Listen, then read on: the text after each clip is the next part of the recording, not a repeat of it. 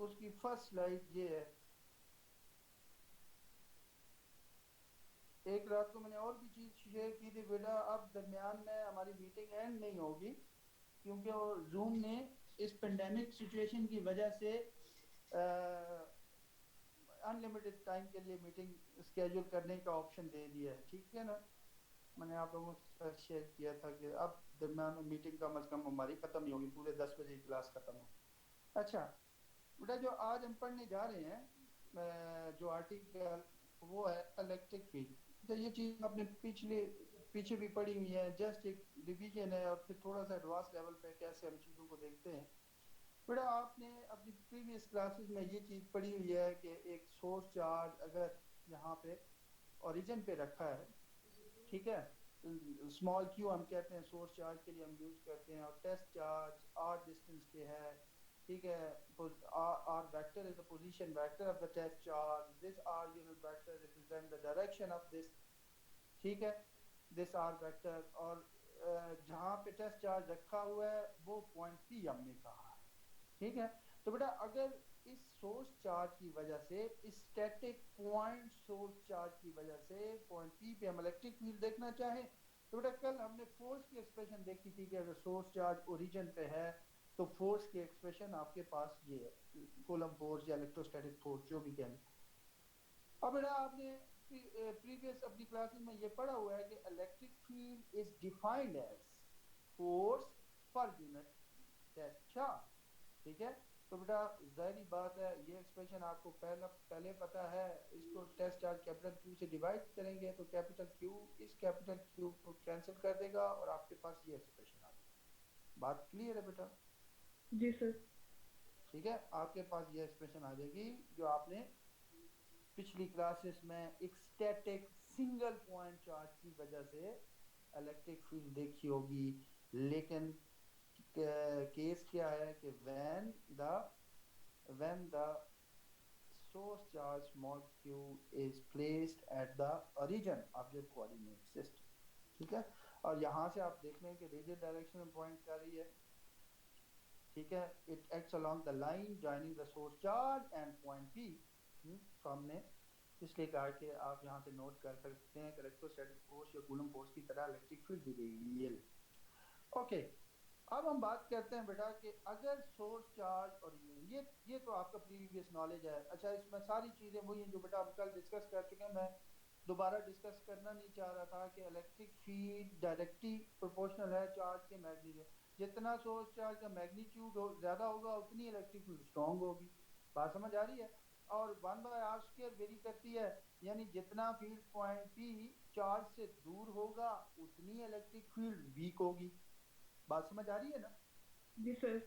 और 1/4πε0 का भी वही रोल है कि यहाँ क्योंकि हम इलेक्ट्रोस्टैटिक फ्री स्पेस में डिस्कस कर रहे हैं तो यहाँ आप एप्सिलॉन नॉट की बात कर रहे हैं, परमिटिविटी ऑफ फ्री स्पेस या वैक्यूम की बात कर रहे हैं।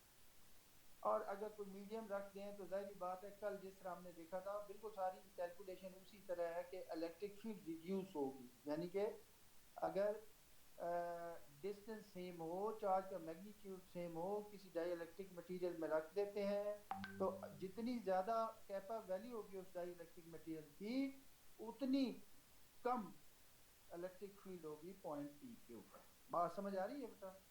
जी सर। ओके, ये तो हो गया आपका प्रीवियस नॉलेज। अब बात करते हैं if the source charge small Q isn't located at the origin, ठीक है। और हमने कल जैसे डिफाइन किया था, लेट से हम कहते हैं कि आर प्राइम ओरिजिन से आर प्राइम डिस्टेंस पे सोर्स चार्ज पड़ा है और ये R prime is the position vector of your source charge and R prime is a constant vector because this distance is fixed. आपको पता है सोर्स चार्ज को हमने स्टैटिक रखना है, हम स्टैटिक चार्ज की फील्ड देख रहे हैं, इलेक्ट्रोस्टैटिक डिस्कस कर रहे हैं, ठीक है। हमारे पास okay position vector of the test charge या position vector of the field point P हमारे पास है ये आर वेक्टर, और separation vector from the source charge to point P is this R vector which is equal to R vector minus R prime vector. You know this, कल हम बात करके आए हुए हैं। तो बेटा इसके लिए हमने फोर्स की एक्सप्रेशन ये लिखी थी, या मैंने कहा कि आप मॉडिफाई करके इसको थोड़ा सा यूं भी लिख सकते हैं। So this was the force due to a single static point source charge that is at a distance r prime from the origin. बात समझ आ रही है? तो बेटा फोर्स की एक्सप्रेशन ये आ गई जो हमने कल भी फाइंड की थी. अब इलेक्ट्रिक फील्ड क्या है, इसको हम डिफाइन करते हैं एज फोर्स पर ये जो थ्री पैरेलल लाइंस है ना, ये बेटा मैथमेटिक्स में यानी पढ़ी जाती हैं, इज डिफाइंड एज. तो आपको पता है electric field is defined as force per unit test charge. तो बेटा टेस्ट चार्ज से डिवाइड करेंगे तो ये Q और ये Q कैंसिल हो जाएगा और बाकी की चीज़ क्या है, बाकी की इलेक्ट्रिक फील्ड है. ठीक है, तो इलेक्ट्रिक फील्ड की आपके पास ये एक्सप्रेशन आ जाएंगी बेटा. या यूं आप ग्राफिक में लिखा देखेंगे और मैं कहता हूँ कि आप इस तरह लिखें तो ज़्यादा बेहतर. बात क्लियर होगी बेटा? जी सर. ठीक हो गया. अब बेटा मैं बात कर रहा हूँ अब मैं बात कर रहा हूँ डिस्क्रीट चार्ज डिस्ट्रीब्यूशन की, यानी कि we have more than one point source charge.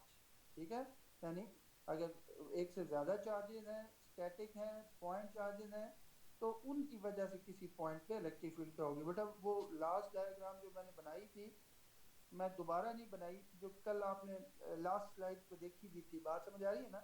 वही डायग्राम मैंने कहा दोबारा मैं नहीं बनाता हूँ. आपने देखा होगा ये भी वही डायग्राम है ऑलमोस्ट, तो इसलिए मैंने यहाँ पे नहीं बनाई. लेकिन आपको याद है कि नेट फोर्स की जो एक्सप्रेशन आएगी आई थी, net force was equal to this. ये या हमने इसे यूं लिखा था, you know that this is the net force on test charge capital Q exerted by all कितने थे I, exerted by I static point source charges. I represent the number of source charges. Okay, or R I prime vector, you know this is the position vector of the ith charge. बात समझ आ रही है बेटा? जी sir. तो ये आपके पास फोर्स की एक्सप्रेशन आपने लिखी थी. तो आपके पास जो नेट इलेक्ट्रिक फील्ड की डेफिनेशन होगी, net electric field at any location R. R location कौन सी है, जहाँ पे पॉइंट पी है.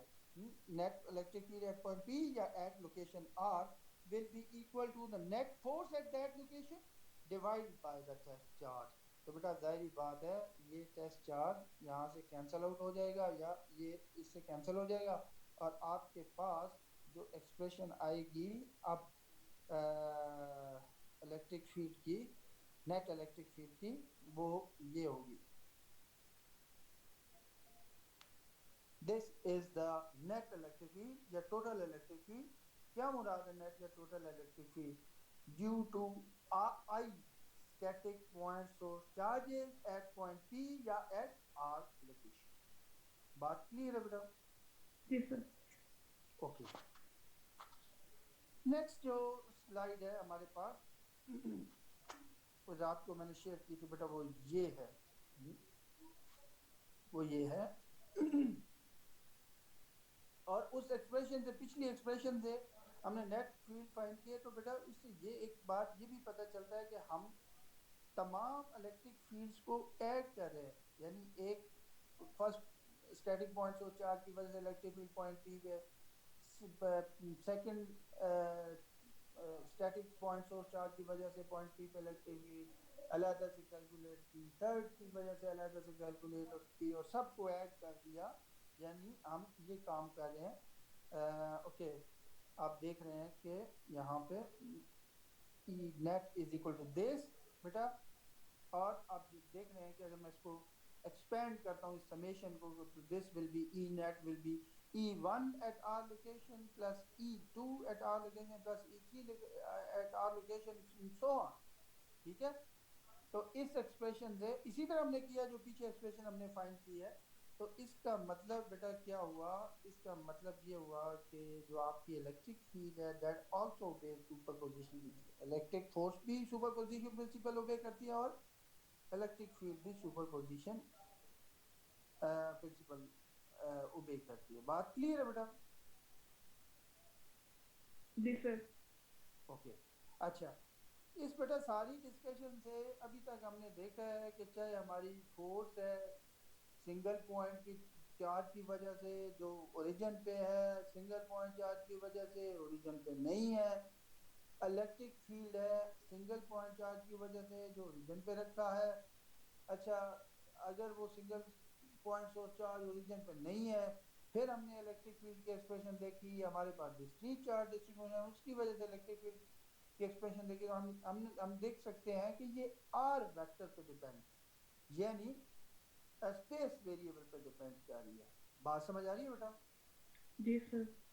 हाँ, तो कहने का मतलब ये है कि स्पेस वेरिएबल पर डिपेंड करने का मतलब ये है बेटा, मैं कहता हूँ कि सिर्फ स्पेस वेरिएबल पर डिपेंड कर रही है, टाइम पे नहीं डिपेंड कर रही। आपको पता है कल हमने डिस्कशन भी की थी, आज भी ये चीज़ वही वाली डिस्कशन यहाँ पे भी है कि हमने देखा है कि इलेक्ट्रिक फोर्स या इलेक्ट्रिक फील्ड सिर्फ तीन चीज़ों पर डिपेंड करती है: चार्ज का मैग्नीट्यूड, ठीक है ना, डिस्टेंस और मीडियम। बात समझ आ रही है? और तो किसी चीज पे डिपेंड नहीं करती।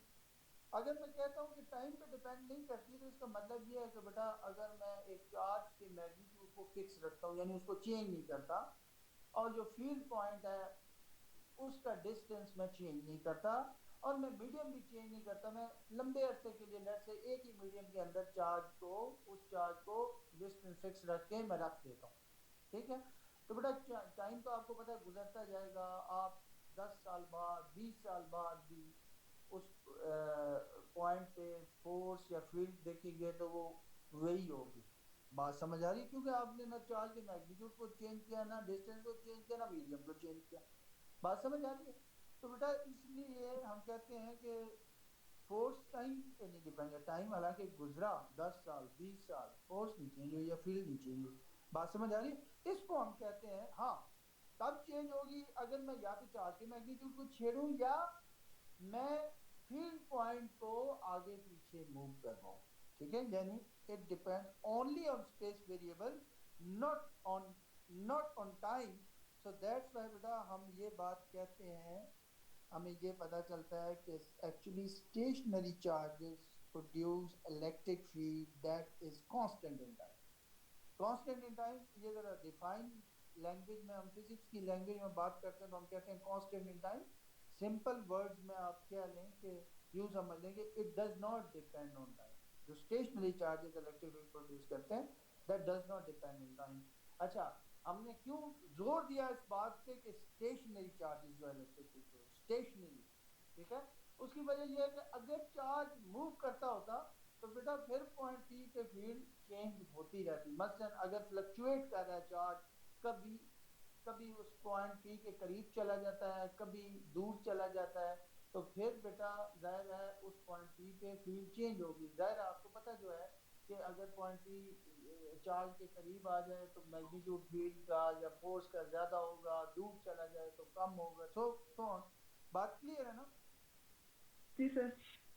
अच्छा बेटा, ये जो हम डिस्क्रीट चार्ज डिस्ट्रीब्यूशन के लिए हमने अभी अभी इलेक्ट्रिक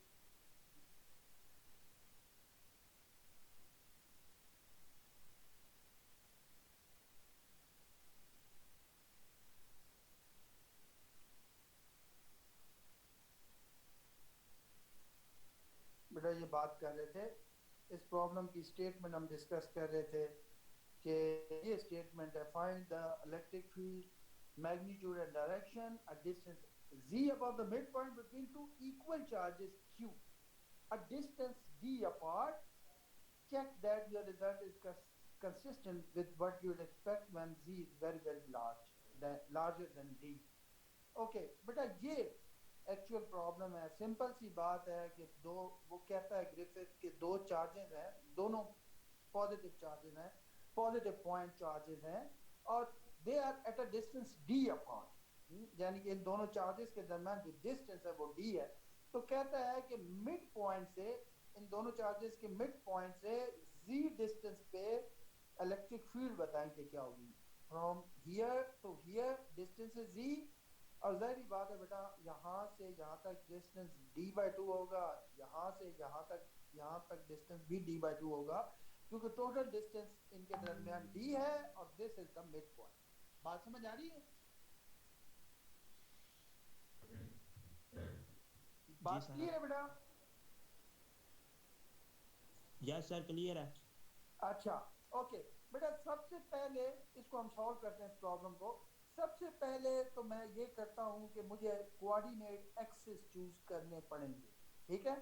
मैं इस तरह कोऑर्डिनेट एक्सिस चूज करता हूँ कि ये मैं ओरिजिन यहाँ पे मिड पॉइंट पे रखता हूँ, अपवर्ड मैं पॉजिटिव z एक्सिस लेता हूँ, towards right from origin towards right मैं पॉजिटिव y एक्सिस लेता हूँ, एंड टुवर्ड्स लेफ्ट डेफिनेटली फिर नेगेटिव y एक्सिस होगा।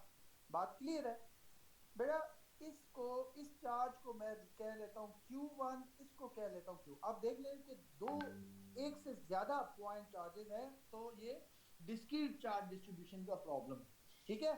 तो बेटा मैं इस चार्ज को Q1 कह लिया, इसको Q2 कह लिया, सिर्फ डिस्टिंग्विश करने के लिए। अदरवाइज आप जानते हैं it is given in the problem that Q1 is equal to Q2 equal to plus Q, दोनों ही Q1 और Q2 दोनों ही प्लस के हैं। बात समझ आ रही है? जी सर। डिस्टिंग्विश करने के लिए, ओके। और ये डिस्टेंस ओरिजिन से इस चार्ज का डिस्टेंस d/2 है, ओरिजिन से इस चार्ज का डिस्टेंस भी d/2 है। ये मैंने एक सिंगल कट लगाया ये बताने के लिए कि ये दोनों लेंथ इक्वल, ठीक है, हाँ, दोनों d/2 है। अच्छा, अब बात करते हैं बेटा, आपको पता है कि Q1 से क्योंकि पॉजिटिव चार्ज है तो इलेक्ट्रिक फील्ड लाइन जो है वो हर डायरेक्शन में, रेडियल डायरेक्शन में, away from the charge her direction में होंगी। हमने पीछे ड्रॉ भी की हुई है, लेकिन बेटा हमें क्योंकि उससे कंसर्न है जो पॉइंट P से पास कर रही है, क्योंकि हमने इलेक्ट्रिक फील्ड कैलकुलेट करनी है पॉइंट P पे। तो बहुत सारी लाइन में से एक लाइन वो होगी जो पॉइंट P में से पास करेगी यूं करके। बात समझ आ रही है? बात समझ आ रही है बेटा? जी सर। इसको मैंने E1 कह दिया है ताकि आपको याद रहे कि this is the electric field associated with Q1, ठीक है। और आप देख रहे हैं कि क्योंकि E1 ये आपके पास YZ प्लेन है, ये E1 वेक्टर YZ प्लेन के अंदर है, तो बेटा जाहिर है ये Z एक्सिस के साथ कोई एंगल बना रहा होगा। Let me call that angle theta. मैं कहता हूँ E1 थीटा एंगल बना रहा है। तो बेटा आपको पता है कि कोई वेक्टर प्लेन में आप ऐसे मैट्रिक्स से पढ़ते आ रहे हैं कि कोई वेक्टर किसी प्लेन में कोई एंगल बना रहा है तो आप उसे कंपोनेंट्स में रिजॉल्व कर लेते हैं। तो बेटा मैं इसको कंपोनेंट में रिजॉल्व करता हूँ, एक कंपोनेंट ये होगा और एक कंपोनेंट ये होगा। अब बेटा मैंने ये जो एरो ड्रॉ किए हुए हैं ना इनके कंपोनेंट के लिए कि इनके कंपोनेंट इस डायरेक्शन में पॉइंट करेंगे, ये बेटा head to tail rule of vector addition से मैंने ड्रॉ किए। बात समझ आ रही है? ये जी ऐसे सर। ही नहीं मैंने इधर उधर एरो बना लिए, हेड टू टेल रूल से E1 is the resultant vector and ये दो ऐड हो रहे हैं। आप देख रहे हैं कि एंगल के सामने वाली साइड होगी E1 sin थीटा, और you can C from the figure that it is pointing right towards right, mean in positive y direction, तो पॉजिटिव y यूनिट वेक्टर। और एडजेसेंट साइड होगी, क्योंकि यहाँ पे 90 का एंगल बन रहा है इस कॉर्नर पे, ठीक है ना। एडजेसेंट साइड होगी E1 cos, यानी ये हम जब 90 का एंगल बना रहे हैं तो हम ट्रिग्नोमेट्रिक रेशियोज यूज कर रहे हैं जो आप 6-7 में पढ़ते आ रहे हैं, ठीक है ना। तो एडजेसेंट साइड होगी E1 cos थीटा, और you can C from the figure that it is pointing in positive z direction. तो ये बेटा E1 के तो हमने कंपोनेंट्स में रिजॉल्व कर। अब आते हैं सेकंड चार्ज की तरफ। तो बेटा सेकंड चार्ज का भी ये है, पॉजिटिव चार्ज है तो बहुत से अवे फ्रॉम दिस चार्ज बहुत सारी फील्ड लाइंस होंगी, लेकिन हमें क्योंकि उस फील्ड लाइन को देखना है जो पॉइंट पीछे पास कर रही है। हम बेटा अपने माइक्रोफोन ऑफ कर लें, आप घर के मामलात डिस्कस कर रहे हैं, ठीक है ना। क्लास लेते हुए आप छोड़ के क्लास घर के मामलात डिस्कस करें।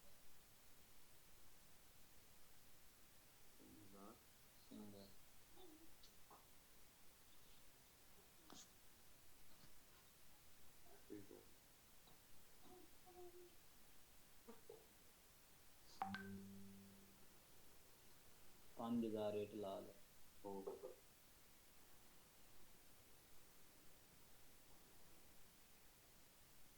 जी बेटा अब हम Q2 की तरफ आ जाएं तो बहुत सारी लाइन इसमें से अवे होंगी। इसमें से एक लाइन होगी जो पॉइंट P में से पास करेगी, जिसको हमने कहा है E2। इसे सबस्क्रिप्ट में 2 इसलिए लिखा है ताकि आपको याद रहे कि this is the electric field associated with charge number 2, ठीक है। तो आप बेटा मैं अगर ये कहूँ कि ये एंगल भी थीटा होगा तो बात समझ आती है? उसकी वजह ये है कि आपने ऐसा मैथमेटिक्स में इसको मैं थीटा कहने के लिए मैं आपको एक्सप्लेनेशन दे रहा हूँ। बड़ा ये आपको बहुत ही बेसिक नॉलेज है, बहुत ही छोटी क्लासेस में जब आप ट्रिग्नोमेट्री पढ़ते हैं तो आप इस तरह की चीज़ें पढ़ते होंगे। मेरी बात आवाज़ आ रही है ना बेटा? जी जी सर सर आज आज आपको इतना पता है कि मुझे तो आज तक याद है कि मैट्रिक में हम थ्योरम्स पढ़ते थे मैथमेटिक्स के अंदर, ठीक है। और ये फर्स्ट थ्योरम होता था कि ये एक स्ट्रेट लाइन है, ठीक है, ये एक और स्ट्रेट लाइन है। तो आपने ऐसा थ्योरम पढ़ा होगा कि एक स्ट्रेट लाइन किसी दूसरी स्ट्रेट लाइन को अगर क्रॉस करती है तो ऑपोजिट एंगल्स हमेशा इक्वल होते हैं, जिन्हें आप कहते थे वर्टिकली ऑपोजिट एंगल्स और ऑलवेज इक्वल। बात समझ आ रही है? जी सर यस सर ये ना ऐसा आप थ्योरम पढ़ते हैं, फर्स्ट थ्योरम होता था मैथमेटिक्स। तो बेटा अगर ये एंगल थीटा हमने कहा है तो ये भी थीटा होगा। बात क्लियर है? क्लियर यस है सर सर। अच्छा, मैं कहता हूँ बेटा कि ये एसोसिएलिस ट्राइंगल है। ये वाली जो ट्राइंगल है यहाँ से स्टार्ट होती है, ये और सारी ये एसोसिएलिस ट्राइंगल। एसोसिएलिस ट्राइंगल का आपको बेटा पता है कि एसोसिएलिस ट्राइंगल ऐसी होती है जिसकी दो साइड्स इक्वल होती हैं, ठीक है, जी सर और और दो एंगल एक साइड इक्वल नहीं होती। दो आपस में इक्वल होती है, एक नहीं होती। तो बेटा मैं कहता हूँ कि वो दो इक्वल साइड्स ये हैं, ठीक है, दो इक्वल साइड ये। अच्छा, अब क्योंकि अच्छा अब बेटा दो इक्वल साइड ये हैं तो आपने ये भी पढ़ा होगा छोटी क्लासेस में कि जो दो इक्वल साइड्स होती हैं,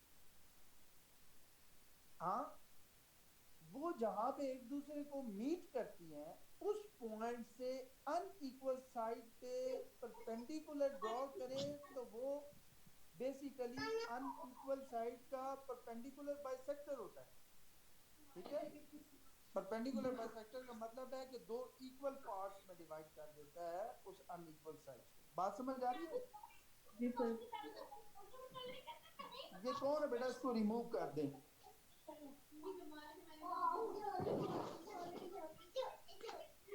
सर ये होस्ट ही कर सकता है, आप होस्ट हैं। मैं कर देता हूँ, और बल्कि मैं आइंदा इनको रिपोर्ट भी कर देता हूँ कि आइंदा मुझे ज्वाइन ही ना कर। जी बेटा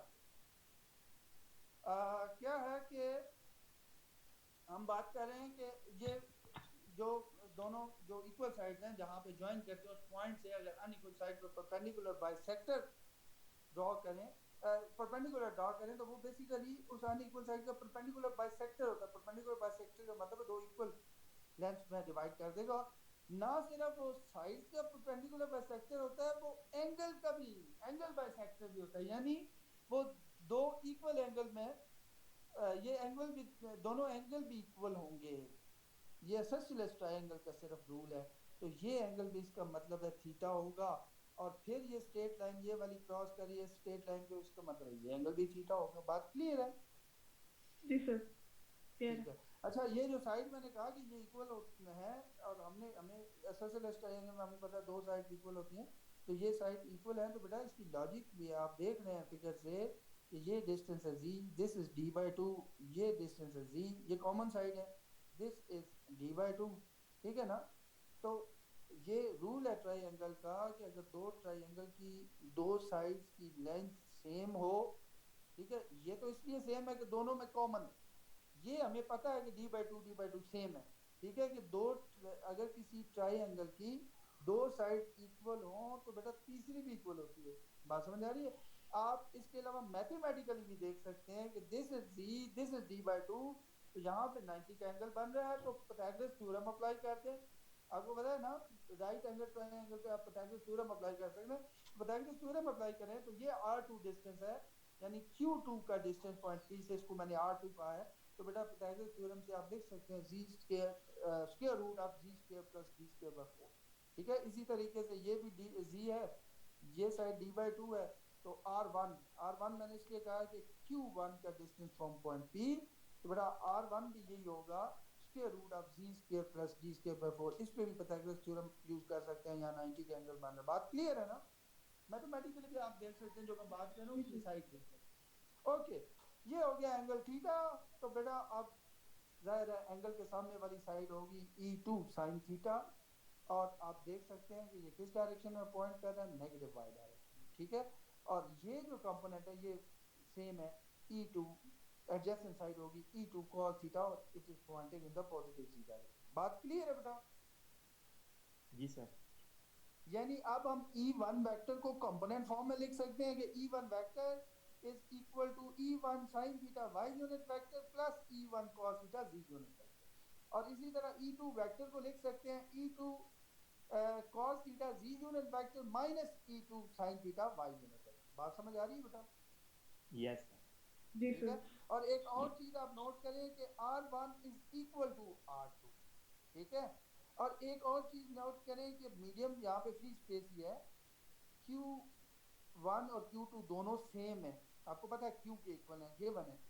क्योंकि R1 R2 इक्वल है, सेम है, तो बेटा इसका मतलब है Q1 की वजह से इस पॉइंट पे जितना फील्ड का मैग्नीट्यूड, हाँ डायरेक्शन मुख्तलिफ हो सकती है, लेकिन मैं फील्ड का मैग्नीट्यूड की बात कर रहा हूँ, क्योंकि चार्ज का मैग्नीट्यूड सेम है, डिस्टेंस सेम है, मीडियम सेम है, तो ज़्यादा फील्ड चेंज नहीं होगी।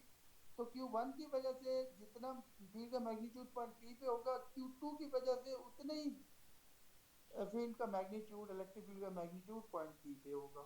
बात समझ आ रही है? जी सर। अच्छा, नेक्स्ट बेटा आपके पास ये पेज है, और बेटा आप देख ही रहे हैं कि मैंने ये चीज बताने की कोशिश की है कि Q1 is equal to Q2 that is plus P, both are plus P, ठीक है, ये तो गिवन है इन द प्रॉब्लम। और बेटा ये चीज हमें कहाँ से पता चली? ज़ाहिर है वो मिड पॉइंट और दैट्स उस सारी चीज की वजह से मैं पीछे डिस्कस करके भी आया हूँ कि R1 is equal to R2 is equal to R, and that R is by using Pythagoras theorem that will be square root of z square plus d square by 4। और जिस तरह मैं अभी पीछे डिस्कस कर रहे होंगे E1 मैग्नीट्यूड E2 मैग्नीट्यूड, ये भी सेम होंगे, इनको मैं डिफाइन कर देता हूँ E से, ठीक है। यानी E1 भी E के इक्वल रख देता हूँ, E2 के E के इक्वल, दोनों सेम जो है, तो वहाँ पे जो मैग्नीट्यूड है इलेक्ट्रिक फील्ड वो है 1/4πε0 Q divided by distance square, distance हमारा था ये R स्क्वायर, और इसका मतलब ये आ गया 1/4πε0 Q divided by z square plus d square by 4। बात समझ आ रही है? देखिए, जी सर। और E1 वेक्टर मैंने आपको जिस तरह बताया कि E1 वेक्टर हम कंपोनेंट फॉर्म में इस तरह लिखते हैं, पीछे मैं जिक्र करके आया हुआ था। E2 हम इस तरीके से लिख सकते हैं। तो बेटा net electric field at point P due to both those charges Q1 and Q2, ठीक है, that will be equal to this. हमें कैसे पता चला? प्रिंसिपल ऑफ सुपरपोजिशन, ठीक है, दो ही चार्जेस हैं, तो जाहिर है नेट इलेक्ट्रिक फील्ड एक की वजह से प्लस दूसरे की वजह से उस पॉइंट P पे हो। बात क्लियर है बेटा? जी सर। जी सर। अच्छा, अब ये मैंने वैल्यू यहाँ पे सब्स्टिट्यूट कर दी, E1 की E2 की यहाँ पे वैल्यू सब्स्टिट्यूट कर दी, आप देख रहे हैं। तो आपको पता है कि ये दोनों कैंसल आउट हो जाएंगे। मैंने रीजन दी है कि because both are equal in magnitude but opposite in direction. अच्छा बेटा, आप सोचेंगे कि इक्वल इन मैग्नीट्यूड कैसे हो गए, इधर भी साइन थीटा है इधर भी साइन थीटा, चलो ये तो ठीक है। वाई यूनिट वेक्टर है तो भी वाई यूनिट वेक्टर, ठीक हो गया। यहाँ प्लस साइन है यहाँ माइनस साइन है, ठीक हो गया, कैंसिल हो सकते हैं। बट यहाँ E1 मैग्नीट्यूड है यहाँ E2 मैग्नीट्यूड है, लेकिन बेटा आपको पता है हम डिस्कस करके आ चुके हैं कि E1 मैग्नीट्यूड E2 मैग्नीट्यूड के इक्वल है। So these two components are equal in magnitude but opposite in direction, so that's why they cancel each other। बात क्लियर है बेटा? जी सर। हाँ, इससे मुझे एक योग याद आ गया, मुझे अक्सर स्टूडेंट के साथ मैं शेयर भी करता हूँ कि equal in magnitude opposite in direction. कि एक दफ़ा एक रेसलर था, वो एक फिजिसिस्ट के पास आया और कहने लगा कि आज मैंने अपने से ताकतवर आदमी को गिरा दिया। तो फिजिसिस्ट ने कुछ सोचा, जाहिर है फिजिक्स में तो लॉजिक होती है, वो ऐसे तो नहीं बात फिजिसिस्ट करते। तो फिजिसिस्ट ने कहा कि ऐसा पॉसिबल नहीं है। उसने कहा कि वो क्यों? मैंने भाई गिराया है, रेसलर ने कहा। उसने कहा देखो ना, अगर यानी कि तुमसे वो ज्यादा ताकतवर था तो force exerted by him is greater than the force exerted by you, तो तुम्हें गिर जाना चाहिए, उससे नहीं गिरना चाहिए। अब गफले सोच में पड़ गया कि बात तो लॉजिकल है, बात तो ठीक है। उसने थोड़ा सोचने के बाद कहा नहीं, आ, ऐसा नहीं है, असल में वो मेरे जितना ताकतवर था। तो फिजिसिस्ट ने कहा कि बट ये भी पॉसिबल नहीं है, फिर दोनों को नहीं गिरना चाहिए। उसने कहा यार कैसी बात कर रहे हो, मैंने गिराया। वो कहता नहीं नहीं नहीं गिरना चाहिए। फिजिसिस्ट ने उसकी लॉजिक ये थी कि बिकॉज दोनों एक जितने ताकतवर थे, so force force exerted by him is exactly equal in magnitude with the force exerted by you, but both the forces are in opposite direction. Equal in magnitude but opposite in direction, so they cancel each other. तो दोनों को नहीं गिरना चाहिए। तो वो बेचारा बड़ा परेशान हुआ कि बात तो लॉजिकल है।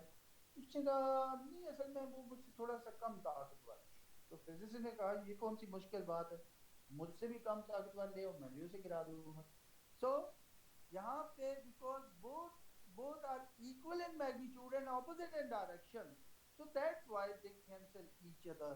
तो आपके पास आप डिफाइन किया हुआ आपने E1 को भी E के इक्वल और E2 को भी E के इक्वल, तो बेटा ये दोनों कंपोनेंट्स ऐड हो जाएंगे, ऐड होके आपको क्या देंगे 2 times E cos theta Z unit vector. ये चीज क्लियर है बेटा? ये बात जी जी समझ में आ सर। गया? ठीक है ना? ये आपके पास नेट इलेक्ट्रिक फील्ड आ गई 8.3। ठीक है, ओके। अब बेटा अगर आप फिगर देखें, वो जो एक ट्राइंगल मैंने यहाँ दोबारा बना दिया, जो पिछली फिगर में ये एक ट्राइंगल थी, ये अपवर्ड डिस्टेंस z था, ये डिस्टेंस d/2 था, ये डिस्टेंस r था। यहाँ पे हमने कहा थीटा एंगल बन रहा है, यहाँ पे 90 का एंगल है। तो बेटा वो ट्राइंगल कंसिडर करें तो आप क्या लिख सकते हैं कि cos theta from this figure adjacent side divided by hypotenuse। ठीक है, the adjacent side is z, hypotenuse is r, so cos theta is equal to z by r, where r you know is equal to, आपने Pythagoras theorem से find किया हुआ है, square root of b square plus d square by 4। ठीक है, ये आपके पास आ गया cos थीटा। और e मैग्नीट्यूड अभी अभी मैंने बताया कि 1/4 pi epsilon not q divide by z square plus b square by 4, e magnitude ये हो। तो बेटा cos थीटा और e मैग्नीट्यूड दोनों की वैल्यू यहाँ पे सब्स्टिट्यूट कर दें तो आपके पास ये एक्सप्रेशन आ गई। क्लियर है बेटा? जी सर।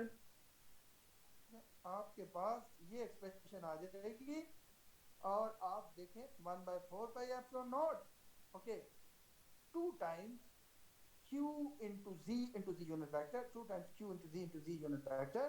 और बेटा ये दोनों पावर्स ऐड हो जाएंगी यहाँ, 1 plus 1/2, so z square plus d square by 4 whole power 3/2। ठीक है, you can see that 1/4 pi epsilon naught is constant, we have kept q constant fixed। ठीक है, d is fixed distance। ठीक है, तो ओनली एक ही स्पेस वेरिएबल पर depend करिए इलेक्ट्रिक फील्ड, जो कि आप देख रहे हैं यहाँ से z पे, तो राइट साइड पे क्लियर है। ठीक है, कि वो जो स्पेस वेरिएबल है जिस पर इलेक्ट्रिक फील्ड डिपेंड कर रही है वो z है। ठीक है, यहाँ तक बात क्लियर है? यस अब सर। बेटा चलते हैं, जो उसने प्रॉब्लम में ये पूछा था कि in the limit what would you expect in the limit when z is very very greater than. इस लिमिट में, ये लिमिट उसने बताई हुई है कि ये लिमिट है, वो इस लिमिट में क्या होगा, z is very very greater than. अच्छा बेटा आप फिगर अगर पूछें, अगर आप फिगर देखें पीछे, तो z very very greater than d का मतलब है z बेसिकली क्या है, परपेंडिकुलर डिस्टेंस है मिड पॉइंट से पॉइंट p का। तो z is very very greater than d का मतलब है कि आप पॉइंट p को दोनों चार्जेस से बहुत दूर ले गए। बात समझ आ रही है? Yes sir. ठीक हो गया? ओके बेटा, हम एक चीज यूज करने जा रहे हैं, इसलिए मैं आपको ये बता रहा हूँ कि ये आपने पिछली अपनी क्लासेस में, प्रीवियस क्लासेस में आपने पढ़ा होगी बाइनोमियल एक्सपेंशन। ठीक है, इसका फॉर्मूला आपने जरूर याद किया होगा, 1 plus x whole power n is equal to 1 plus nx plus n into n minus 1 divided by 2 factorial into x square, next term होती थी plus n into n minus 1 into n minus 2 divided by 3 factorial x cube and so on। बात समझ आ रही है? Yes sir. इसको आप कहते हैं बाइनोमियल एक्सपेंशन। लेकिन ये याद रखिएगा कि ये हर जगह पर नहीं अप्लाई हो सकती। आपने ये फॉर्मूला तो याद किया होगा, लेकिन इसकी कंडीशन माइट भी आपने ना याद की हो। कंडीशन बहुत ही ज़रूरी है। वो कंडीशन ये है कि ये जो x है, this must be very very less than 1, तब आप बाइनोमियल एक्सपेंशन यूज कर सकते हैं, अदरवाइज नहीं। बात समझ आ रही है? जी sir. So this is that important condition, x is very very less than 1। अच्छा, यहाँ पे x क्या है? नंबर है। नंबर होना चाहिए बेटा, क्योंकि 1 में ऐड हो रहा है, तो आप गेस कर सकते हैं कि x must be a number. यानी कि मसलन फर्ज करें 1 नंबर है और x मसलन आप कहें लेंथ है, तो बेटा आप नंबर और लेंथ को ऐड तो नहीं कर सकते। बात समझ आ रही है ना? तो x जी इज अ नंबर, यानी कि this number must be very very less than 1। Okay, अब ये ध्यान में रखिएगा बाइनोमियल एक्सपेंशन। मैं अगला पेज शेयर करता हूँ ताकि आपको बात क्लियर हो जाए। अच्छा, मैं सिर्फ एक दफ़ा ये प्रीवियस पेज शेयर करके आपको बताना चाह रहा हूँ बेटा। ये देखें कि ये बेसिकली जो हम बात कर रहे थे ना, बेसिकली z डिस्टेंस है यहाँ ओरिजिन से पॉइंट P का। तो अगर z लार्ज कर दिया जाए तो इसका मतलब है, z लार्ज करने का ये मतलब है कि पॉइंट P आप बहुत दूर ले गए। ठीक है ना? तो इसलिए हम कहते हैं z is very very greater than d। बात क्लियर है? Yes sir. अच्छा, मैं आखिरी पेज, अब आखिरी स्लाइड हमारी आ गई लेक्चर की, वो ये है। ठीक है, वो शेयर करते हैं। ओके, ये आपके सामने है बेटा। इसमें बेटा ये जो हमने फाइनल एक्सप्रेशन इलेक्ट्रिक फील्ड की, नेट इलेक्ट्रिक फील्ड की फाइंड की थी at point P due to both the charges, उसमें डिनोमिनेटर में ये फैक्टर था z square plus d square by 4 whole power 3/2। ठीक है ना? इस फैक्टर में से बेटा अगर मैं z स्क्वायर को कॉमन ले लूँ, ठीक है, तो बेटा ज़ाहिर है होल पावर 3/2 भी है, तो z स्क्वायर को अगर मैं कॉमन लेता हूँ तो बाहर आके ये z क्यूब हो जाएगा, अंदर आपके पास रह जाएगा 1 plus d square by 4z square whole power 3/2। बेटा मैं कहता हूँ कि d बाय z जो है, this is d square bye z square, this is very very less than 1। तो बेटा इसको समझना कोई मुश्किल नहीं है कि क्यों मैंने कहा है वेरी वेरी लेस देन 1। उसकी वजह पता है, ये कंडीशन है कि d is small whereas z is very very large. बात समझ आ रही है? तो बेटा अगर आप एक स्मॉल नंबर से एक लार्जर नंबर डिवाइड करते हैं तो आंसर 1 से छोटा आएगा।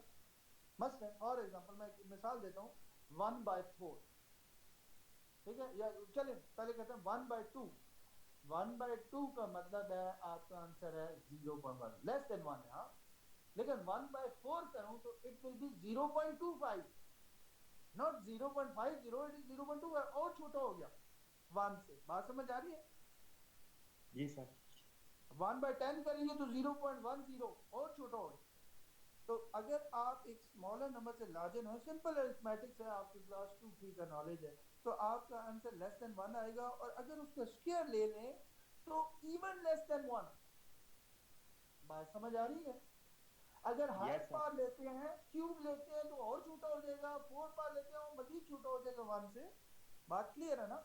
तो बेटा क्योंकि ये d/4 d square by 4 d square very very less than 1, तो आपको पता है कि ये अगर लेस देन 1 हो तो हम बाइनोमियल एक्सपेंशन यूज कर सकते हैं। So that's why I am expanding by using binomial expansion. ठीक है, तो बेटा इस पे मैंने बाइनोमियल एक्सपेंशन यूज कर दी, तो आपको पता है फर्स्ट टर्म 1, सेकंड टर्म आ गई 3d square by 8z square, you can see here. Next term आ गई जिसको आप कहते हैं n into n minus 1 divided by 2 factorial into x squared। आपके पास नेक्स्ट टर्म ये आ गई, and so higher order term इस तरह आती रही। बेटा मैं यहाँ पे ये टर्म और ये वाली टर्म और सो ऑन जितनी भी आगे टर्म है वो मैं डिस्कार्ड कर रहा हूँ या नेग्लेक्ट कर रहा हूँ। क्यों नेग्लेक्ट कर रहा हूँ? क्योंकि these numbers are less than 1, this is even less than 1, next will be very very less than 1, तो मजीद छोटा होता जाएगा अगले हर पास जितनी भी आगे। आपने कभी बचपन में कैलकुलेटर के साथ खेला हो? मेरे पास तो पहली दफ़ा कैलकुलेटर आया तो ज़ाहिर आप सबसे पहले तो उसके साथ खेलते हैं बोर्ड पे। तो आप अगर इस तरह कैलकुलेटर में करके देखेंगे 1 प्लस 0.0001, तो आंसर वो यूं नहीं देता 1 point, answer is 1.0001। Answer calculator देगा 1, क्योंकि 0.001 इज वेरी लेस देन 1, तो वो उसको निगलेक्ट कर देता। बात समझ आ रही है? तो इन टर्म्स को हम नेग्लेक्ट कर सकते हैं अगर z बहुत लार्ज हो d से। बात समझ आ रही है? जी सर। तो हमारे पास अप्रोक्सीमेटली यानी कि ये जो फैक्टर है this is equal to z cube. तो बेटा हम पिछली एक्सप्रेशन में जो अपने फाइनल एक्सप्रेशन वहां पे इस फैक्टर को z क्यूब से रिप्लेस कर दें तो एक ऊपर नोमिनेटर में था 2 टाइम्स क्यू z, तो वो जो नोमिनेटर में एक z है वो इसकी एक पार को कम कर देगा और आपके पास ये आंसर आ जाएगा 1/4 pi epsilon not 2q divided bye z square into g unit. बात क्लियर है बेटा?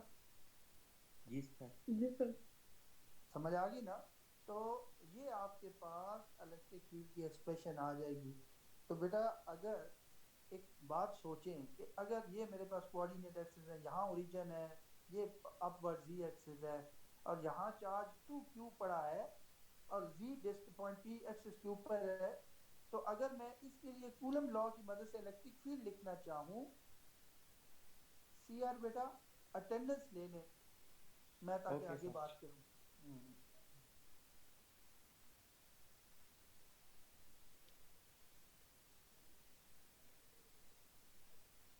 अटेंडेंस ले लिया सर? ले ली? सर जी सर, मैकेनिक। स्टार्ट कर। ठीक है बेटा। तो बेटा ऐसी सिचुएशन हो कि 2q यहाँ पे ओरिजिन पे रखा है और पॉइंट P पे अगर आपने कूलम लॉ की मदद से इलेक्ट्रिक फील्ड लिखनी है, ये जो पीछे हमने इलेक्ट्रिक फील्ड के लिए इलेक्ट्रिक फील्ड की एक्सप्रेशन पढ़ी थी ना बेटा, that is actually Coulomb law for electric field. हाँ, तो हम कूलम लॉ से इलेक्ट्रिक फील्ड लिखना चाहते हैं तो हमें पता है 1/4 pi epsilon naught the charge 2q divided by the distance square z square. और डायरेक्शन कौन सी है इलेक्ट्रिक फील्ड की? Positive z direction. जी एक्सप्रेशन आएगी। तो कहने का मतलब ये है कि at very large distance when z is very very greater than d, both the charges behave as a single charge with magnitude 2q placed at the origin। बात समझ आ रही है? बात जी सर। क्लियर है बेटा? ये इस एक्सप्रेशन से हमें ये पता चले। ओके, अब हम बात करते हैं आगे बेटा कॉन्टिन्यूस, क्योंकि हम सिंगल पॉइंट चार्ज की भी बात कर चुके हैं, ओरिजिन पे है, ओरिजिन पे नहीं है। हम डिस्क्रीट चार्ज की भी बात कर चुके हैं, तो ज़ाहिर है अब पीछे एक ही बची है कॉन्टिन्यूस चार्ज डिस्ट्रीब्यूशन। और कॉन्टिन्यूस चार्ज डिस्ट्रीब्यूशन हम आपको इल्म है, आप पीछे पढ़ के आए हुए हैं कि 3 तरह की हो सकती हैं, line charge distribution, surface charge distribution and volume charge. Will discuss one by one. ठीक है, ये चीज़ें ये भी आपके बेटा प्रीवियस नॉलेज इतना मुश्किल नहीं है कि पहली आपके पास है लाइन चार्ज डिस्ट्रीब्यूशन। अच्छा, लाइन चार्ज डिस्ट्रीब्यूशन की एग्जांपल बेटा हो सकती हैं, mean if charge is distributed, इससे फर्क नहीं पड़ता कि वो यूनिफॉर्मली डिस्ट्रीब्यूटेड है नॉन यूनिफॉर्मली डिस्ट्रीब्यूटेड है। If the charge is distributed along the length of the wire, ठीक है, तो that is an example of line charge distribution if the charge is distributed along the length। अच्छा, यहाँ पे मैंने यही बताने की कोशिश की है कि charge spread out along a line not necessarily straight is described by a letter lambda। अच्छा, ये मैंने क्यों लिखा है not necessarily straight, यानी कि लाजमी नहीं है कि वो वायर स्ट्रेट हो और उसकी लेंथ स्ट्रेट वायर की लेंथ के अलॉन्ग अगर चार्ज डिस्ट्रीब्यूटेड है तो वही लाइन चार्ज डिस्ट्रीब्यूशन के एग्जांपल नहीं बेटा। वो वायर किसी भी शेप में है, अगर उसकी लेंथ के अलॉन्ग डिस्ट्रीब्यूटेड है तो वो लाइन चार्ज डिस्ट्रीब्यूशन एग्जांपल है। मसलन स्ट्रेट वायर है तब भी है along the length distributed charge. अगर आपके पास रेक्टेंगुलर वायर है, रेक्टेंगुलर वायर लूप है, तो बेटा उसके पेरीमीटर के अलॉन्ग चार्ज डिस्ट्रीब्यूटेड है, वो भी लाइन चार्ज डिस्ट्रीब्यूशन की एग्जांपल है। अगर स्क्वायर है आपके पास, स्क्वायर लूप है, स्क्वायर फ्लो लूप, तो उसके पेरीमीटर के अलॉन्ग जो चार्ज डिस्ट्रीब्यूटेड है वो भी लाइन चार्ज डिस्ट्रीब्यूशन की एग्जांपल है। अगर आपके पास सर्कुलर क्लोज वायर लूप है, ठीक है, तो उसके सर्कमफ्रेंस के अलॉन्ग अगर चार्ज डिस्ट्रीब्यूटेड है वो भी लाइन चार्ज डिस्ट्रीब्यूशन की एग्जांपल है। इसलिए मैंने कहा है कि लाजमी नहीं है कि वो वायर स्ट्रेट हो, it is not necessary that wire must be a straight one. बात क्लियर है? जी sir. Charge spread out along the line not necessarily straight is described by a Greek letter lambda। आपको पता है ये Greek letter बड़ा famous है, lambda इसे कहते हैं, आप पीछे पिछली क्लास में इलेक्ट्रिसिटी मैग्नेटिज्म 1 में भी पढ़ते हैं। And this lambda represent the linear charge density, और you can say line charge density. बाद राइटर से लीनियर चार्ज डेंसिटी कहते हैं, बाद लाइन चार्ज डेंसिटी कहते हैं, एक ही चीज का नाम है, ठीक है ना। Representing the line charge density, the linear charge density, and how you define linear or line charge density? Beta, you define, okay, you define the line charge density and linear charge density charge per unit length. बात समझ आ रही है? Lambda sir. is actually the charge per unit length, the linear charge density, line charge या linear charge density. और because it is defined as charge per unit length, तो बेटा जाहिर है इसकी डायमेंशन जो होंगी चार्ज की डायमेंशन डिवाइडेड बाय लेंथ की डायमेंशन, तो बेटा फिर ऐसे यूनिट क्या हुई, कूलम पर मीटर। बात समझ आ रही है? जी सर आ रही है। ठीक हो गया बेटा, ओके। अच्छा, नेक्स्ट है सरफेस चार्ज डिस्ट्रीब्यूशन। अच्छा, सरफेस चार्ज डिस्ट्रीब्यूशन की एग्जांपल क्या हो सकती है बेटा, आपके अगर एक बॉक्स है, ठीक है, और बॉक्स की आउटर जो सरफेसेस हैं जिनको आप टच कर सकते हैं, क्लोज बॉक्स है, उसकी बाहर आउटर सरफेस जिनको आप टच कर सकते हैं, अगर चार्ज सरफेस पे है तो that is example of surface charge distribution. और लाजमी नहीं है कि वो सरफेसेस फ्लैट हो। मसलन अगर सिलेंडर आपके पास और सिलेंडर की कर्व सिलेंड्रिकल सरफेस के ऊपर चार्ज है, तो that is also an example of surface charge distribution. अगर स्फीयर की सरफेस पे चार्ज डिस्ट्रीब्यूटेड है, वेदर यूनिफॉर्मली और non uniformly, that is an example of surface charge distribution. तो दैट्स व्हाई मैंने कहा हुआ है कि for example the surfaces of the boxes, cylinder, sphere, etc, all these are the examples of surface charge distribution. बात समझ आ रही है? Charge spread out over a surface, not necessarily flat. It is not necessary कि वो surface जो है वो flat surface होनी चाहिए। मसलन आपको पता है बॉक्सेस की केस में तो flat surfaces मिलेगी, लेकिन सिलेंडर और स्फीयर की केस में आपको कर्व surfaces मिलेंगी। बात समझ आ रही है? लेकिन ये भी हमने कहा कि सरफेस चार्ज डिस्ट्रीब्यूशन की एग्जांपल है, तो इसलिए यहाँ पे मैंने बता दिया कि लाजमी नहीं है कि वो सरफेस फ्लैट ही हो, वो जैसी भी शेप की हो, अगर चार्ज सरफेस पे डिस्ट्रीब्यूटेड है तो that is example of surface charge distribution, and it is represented by a Greek letter known as sigma. What is sigma? Okay, sigma is beta surface charge density. Sigma is basically surface charge density, ठीक है। और because surface charge density, how you define surface charge density? Surface charge density is defined by charge per unit area. बात समझ आ रही है? And because it is defined as charge per unit area, so SI unit will be charge की dimension divided by area, length square की dimension. So SI unit will be coulomb per square meter. बात समझ आ रही है बेटा? जी sir आ रही। आगे आगे नेक्स्ट जो आपके पास है बेटा वो है volume charge density. Volume charge density की एग्जांपल हो सकती है if the charge is inside, inside का मतलब है within the mid of the boxes और सिलेंडर्स और sphere, inside within the volume, within the mid of the box, cylinder और स्फीयर, ठीक है। तो that are all those are examples of volume charge distribution. बात समझ आ रही है? And charge spread throughout the volume, throughout the meat, ठीक है ना, is described by a Greek letter rho. आप इसको कहते हैं rho, ठीक है। Where rho क्या चीज है? Rho is volume charge density. And how you define volume charge density? Charge per unit volume. Because it is defined as charge per unit volume, यानी चार्ज की dimension divided by length cube की dimension, volume की dimension. So the SI unit of volume charge density will be coulomb per cubic metre. बात समझ आ रही है बेटा? जी सर। ऐसे ही आप पीछे पढ़ के आए होंगे कॉन्टिन्यूस चार्ज डिस्ट्रीब्यूशन, ये 3 टाइप है। और बेटा अब तो टाइम हो गया, क्योंकि तो अगली दफा हम ये पढ़ेंगे कि इलेक्ट्रिक फील्ड या कूलम